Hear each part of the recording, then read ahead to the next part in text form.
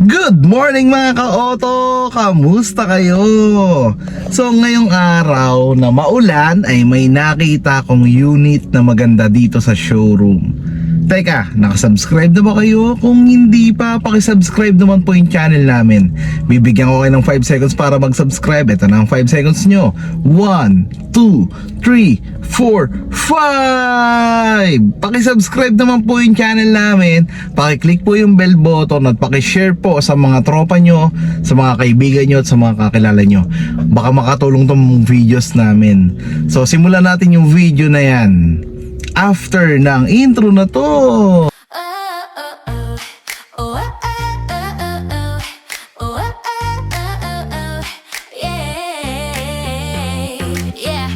Pasok ka na sa ride ko, Team Angeles, tara let's go.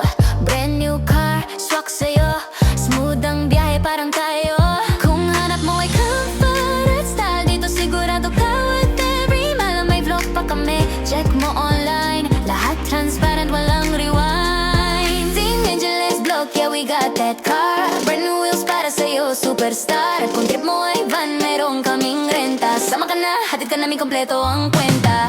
Sa pamilyang masaya, sakto tong biyahe. Caravan, basta safe at presko lagi. Oh, with Team Angeles, you know the vibe. Sakay na babe, let's take a ride. Caravan, ikaw ang pipili. Basta kasama ka, panalo lagi. R&B ang daloy ng gabi. Test drive mo na baby, come with me. Hatid namin ay So nakita nyo na yung walk around natin sa Fortuner Q diesel automatic. So yan mga ka-auto ang i-review natin ngayong araw. So simulan natin ang review na yan. Huwag nating patagalin pa. Let's go!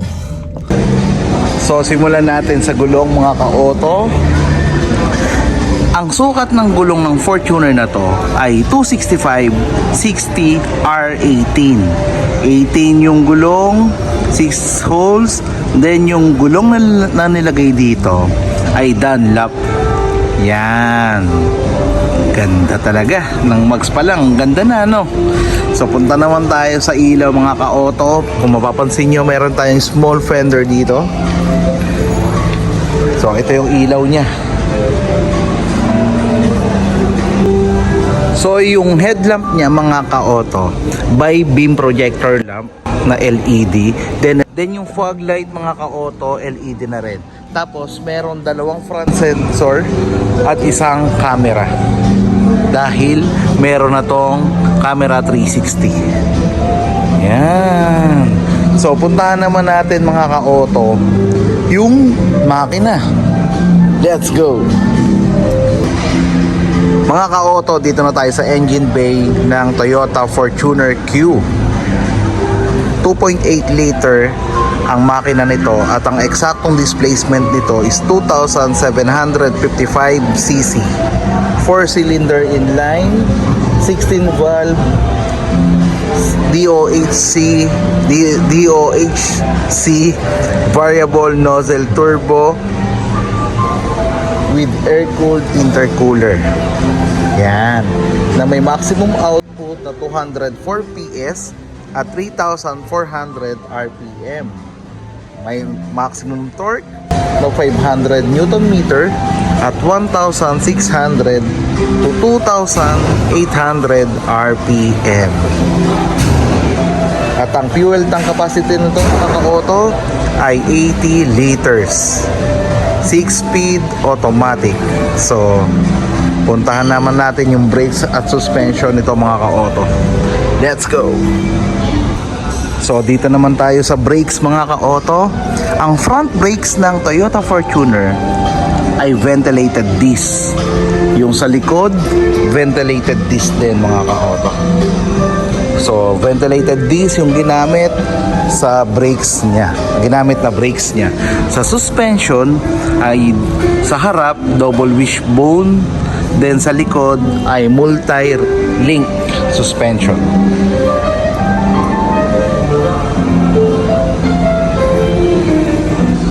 So puntahan naman natin mga ka-auto yung loob.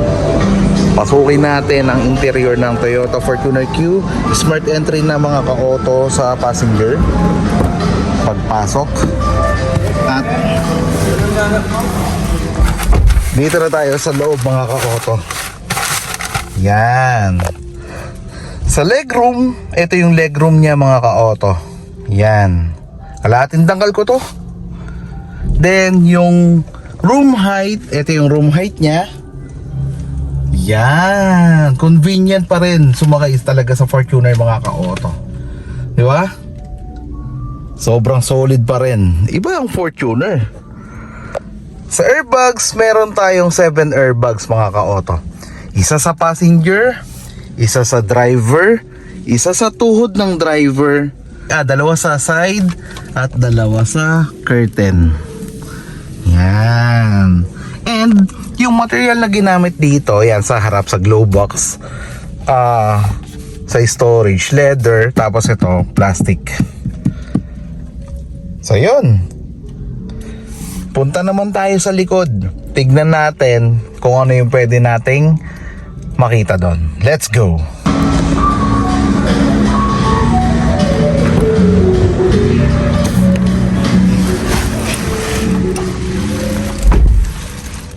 So yan mga ka-auto, ito naman yung legroom sa likod. Diba? Ang luwag. Halos isandanggal ko. Sandanggal ko na pala. Sandanggal ko siya mga ka-auto. So sobrang solid, sobrang convenient yung tuhod natin. Ayan no, sandangkal. Tapos ito naman yung room height. Yan. Sa height ko na 5'10", 5'10 na ako. Hindi ko alam kung ba't ako tumatangkad. Baka dahil sa sapatos nagsukat ako. Pero yun nga. Pero 5'9", ayan, average ko 5'9", 5'9 na lang. Pero ganito kalaki yung katawan ko, yung build ng katawan ko, ganito kalapad. Diba? Pero convenient ako sumakay dito sa Fortuner Q. Diba? Tapos yung ceiling niya mga ka-auto, gray pa rin. Hindi siya black. Kasi yung mga Toyota Fortuner LTD, black na yung ceiling niya. Then, yung aircon, ito yung buttons, ito yung mga air vent. Yan. Yung material na ginamit ay leather, mga ka-auto. Yan. Dito, ito pwede maging armrest to sa gitna. So, kung dalawa kayo nakaupo, ay pwedeng gamiting armrest. Kung tatlo, i-backward mo lang. 7-seater capacity to mga ka-auto. Dalawa sa harap, dalawa sa gitna, at dalawa sa likod. Pero pwede siya maging tatlo kasi nga maluwag yun. Check natin. So, check natin yung likod. Let's go. So, para makapunta tayo sa likod mga ka-auto, eto, kailangan natin tong itambol. One touch tumble ito. Yun. So, diretso na. Punta tayo sa likod ngayon.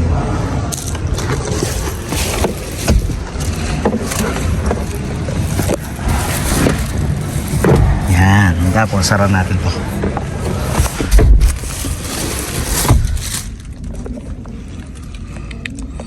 Dito na ako sa likod mga ka-auto. Ito yung room, yung leg room niya. Yan, may ganyan pang natitira. Pero yung room height, ito, in-adjust ko lang, inatras ko yung upuan, tapos ito yung natitira. Pwede pa yung kasing laki ko, pero siguro mga dalawa lang. Kung mga bata, tatlo, pwede kasya dito.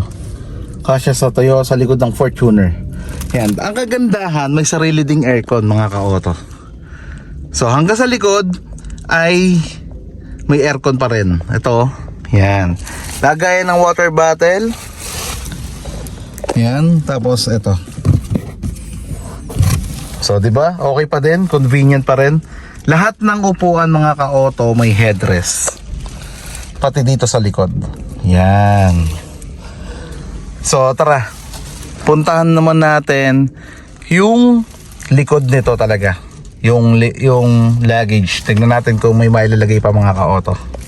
Hindi ko nasabi mga ka-auto, dito sa gitna or sa second row, meron tayong mga charger na 12 volts. Ito. Yan. Tapos, car charger naman. USB naman dito.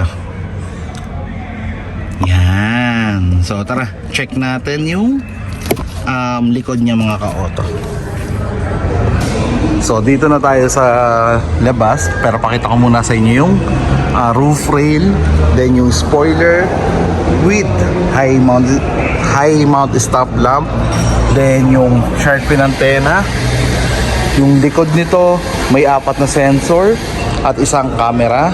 Yan. Then ito yung pinakang design, yung sa rear. Yan. So check natin yung luggage kung meron pa.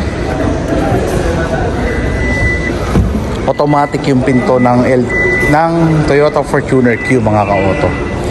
Yan. Dito lagay ng tool set. Ayan.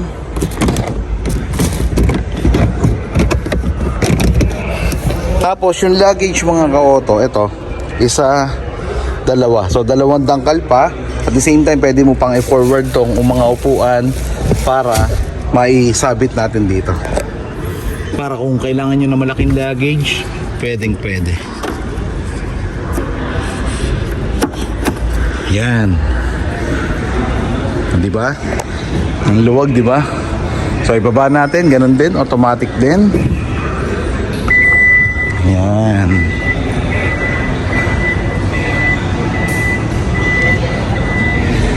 So, di ba ang cool? Stig talaga ng Fortuner. Iba talaga dating ng Fortuner mga ka-auto. Teka, may nakalimutan ako sabihin. Spare tire. Itong spare tire ng Toyota Fortuner natin mga ka-auto. Yan. So, tignan naman natin yung sukat, yung dimension nito mga ka-auto. Let's go. So, ang dimension nito mga ka-auto ay 4,795 mm. Yun yung overall length niya. Yung overall width niya is 1,855 mm. Yung overall height niya is 1,835 mm. So, puntahan naman natin ang paborito ng lahat mga ka-auto, ang driver's side. Pero pakita ko muna sa inyo tong 360 camera. Then, smart entry na rin ang pagpasok sa Toyota Fortuner sa driver's side. Pagpasok natin, makikita natin yung buttons para sa automatic foldable side mirror. Then, ito din yung joystick para magalaw mo yung side mirror at sa adjust na gusto mo. Sa pinto, ito yung lock and unlock, saka lock ng bintana. Yan, ito naman yung buttons para sa overview, yung sa 360. Buttons din para sa likod. Yan, pwede mo siya makontrol dito. Yan. So, ang pag-adjust ng manibela, ito, tilt up and down, telescopic. Kahit isang kamay lang mga ka-auto. Ayun, isang kamay lang gamit ko. Tingnan nyo. Tilt up, down, telescopic. Yon. Tilt up and down, telescopic. Leather material ng steering wheels natin. Then steering wheel natin, isa lang pala. Ito naman yung buttons para sa radio, sa mode, sa infotainment. Itong kanan naman, buttons para sa instrument cluster, para ma-check nyo kung ano yung mga info ng sasakyan nyo. Yan. Paddle shift, may paddle shift na rin si Toyota Fortuner. At yung cruise control niya, ito, yung buttons niya, yung switch niya para sa cruise control. Yan. Sa ignition, push start button yung meron tayo. Dito naman sa hazard, then dito naman i-adjust yung oras. Yan. Then ito, yung infotainment, 9-inch yung sukat niya with Apple CarPlay, Android Auto, AM, FM, radio at voice command. Meron na tong voice command. Sa aircon, dual zone auto climate sa harap. Then sa likod ay auto climate control. Meron tayong wireless charger dito para sa mga device na pwede sa wireless charger. Meron din tayo ditong car charger at lagayan ng cup holder dito, dalawa. Ito yung shift gear. Park, reverse, neutral, drive, S plus at S minus, regular handbrake, buttons para sa eco mode, normal mode, eco sport, yan, traction control. Then meron tayong malaking center console dito, glove box, at yung storage na pwede mong lagyan ng tubig. Pero hindi siya yung nagpapayelo ng tubig mo. Siya lang yung nagme-maintain ng tubig mo. Nagme-maintain ng lamig ng tubig mo. Kung sakaling malamig na yung tubig mo, hindi siya mag-yelo, mamaintain niya lang. Kasi may vent din sa loob. Meron tayong sun visor with vanity mirror, may ilaw, ayan. Sa driver, may vanity mirror din, may ilaw din, ayan. Then ito lagay na salamin. Tapos ito naman sa mga room lamp. Yan. So mga ka-auto, naikutan na natin ang Fortuner Q 4x2 automatic. Yan. Yung presyo niya, di ko pa nababanggit. Ang presyo niya ay 2,200,000. Eksakto yun, 2,200,000. Yan. Yung safety features niya, meron na tong Toyota Safety Sense, engine immobilizer, anti-lock braking system, vehicle stability control, lane departure, cruise control, paddle shift, panoramic rear view, yung 360 camera, backup sensor na 4, front sensor na 2. So yun yung mga safety features niya. Syempre yung airbags, 7 airbags. Yan. So mga ka-auto, kung naghahanap kayo ng Fortuner Q na 4x2 automatic, ay meron kami dito sa showroom available. Bibigyan ko kayo ng magandang discount at magandang deal. Yan. Maraming nagsasabi na may padating daw na Fortuner na bago, so wala pang advice sa amin. Possible 2027 or 2028 pa yon. Hindi pa namin alam. So ayun mga ka-auto, hanggang dito na lamang ang vlog natin para sa Toyota Fortuner Toyota Fortuner Q 4x2 automatic. Mag-vlog ulit tayo ng iba't ibang unit sa mga susunod na araw. Yan. Pero ngayon, itong Fortuner Q ay request ni Sir Henry Tamano Jr. Shoutout po kay Sir Henry Tamano Jr. Sana makatulong sa pagde-design niya ng pagbili ng unit. Alam ko si Sir Henry gusto niya talaga yung Fortuner natin. Matagal na siyang nagsasabi sa atin. At siya nga, si Sir Henry Tamano Jr. ang nagbigay ng tawag ko sa inyo na ka-auto. Diba? Shoutout po sa inyo, Sir Henry Tamano Jr. God bless po sa inyo. So mga ka-auto, tatapusin ko na tong vlog natin. Hanggang dito na lamang po ang vlog natin para sa Toyota Fortuner Q. Mag-ingat po ang lahat kasi nga medyo masama ang panahon. Sana mawala na lahat ng bagyo. Sana humina na. At sana po keep safe sa atin lahat. Keep dry, keep safe sa ating lahat. Mag-ingat po tayong lahat mga ka-auto. God bless po sa ating lahat. Bye!